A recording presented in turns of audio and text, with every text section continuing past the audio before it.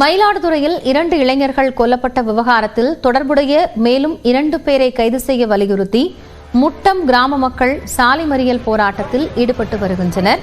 கூடுதல் தகவல்களை செய்தியாளர் கிருஷ்ணகுமாரிடம் கேட்கலாம். கிருஷ்ணகுமார், போராடக்கூடிய மக்களோடு காவல்துறையின் பேச்சுவார்த்தை நடைபெற்று வருகிறது. விவரம். மயிலாடுதுறை மாவட்டம் முட்டம் கிராமத்தில் ஹரி மற்றும் ஹரிசக்தி ஆகிய 2 இளைஞர்கள் வெட்டி படுகொலை செய்யப்பட்டார்கள். இந்த சம்பவம் மயிலாடுதுறை மாவட்டம் முழுவதும் பரவலான அதிர்வலைகளை ஏற்படுத்தியுள்ளது.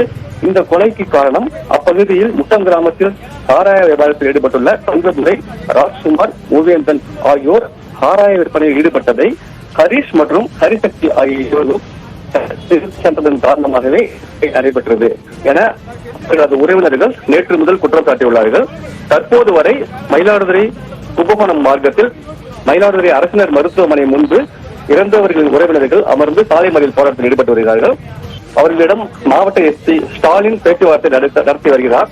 இதனிடையே மாவட்ட காவல்துறை சார்பில் அளிக்கப்பட்ட செய்திக்குறிப்பில் இந்த கொலைக்கு சாராய விற்பனை காரணம் அல்ல, இது இரு தரப்பினரே ஏற்பட்ட முன்விரோதம் காரணமாக ஏற்பட்ட கொலை என விளக்கமளித்துள்ளார்கள்.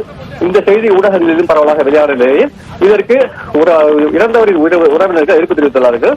இது முழுக்க சாராய விற்பனை காரணமாக மட்டுமே நடைபெற்ற கொலை என்றும் இந்த கொலையில் மேலும் 2 பெண்கள் தொடர்பில் இருக்கிறார்கள், அவர்களையும் கைது செய்தால் மட்டுமே இந்த சாலை மறியல் போராட்டத்தை விலக்கிக் கொள்ள முடியும். அவ்வாறு அவர்கள் கைது செய்யப்படாவிட்டால் இறந்தவரின் உடல்களை பெற்றுக் கொள்ள மாட்டோம் என்று தற்போதும் அவர்கள் மயிலாடுதுறை கும்பகோணம் சாலையில் சாலை மறியல் போராட்டத்தில் ஈடுபட்டுள்ளார்கள். இதன் காரணமாக இப்பகுதி. நன்றி கிருஷ்ணகுமார், விவரங்களை வழங்கியமைக்காக.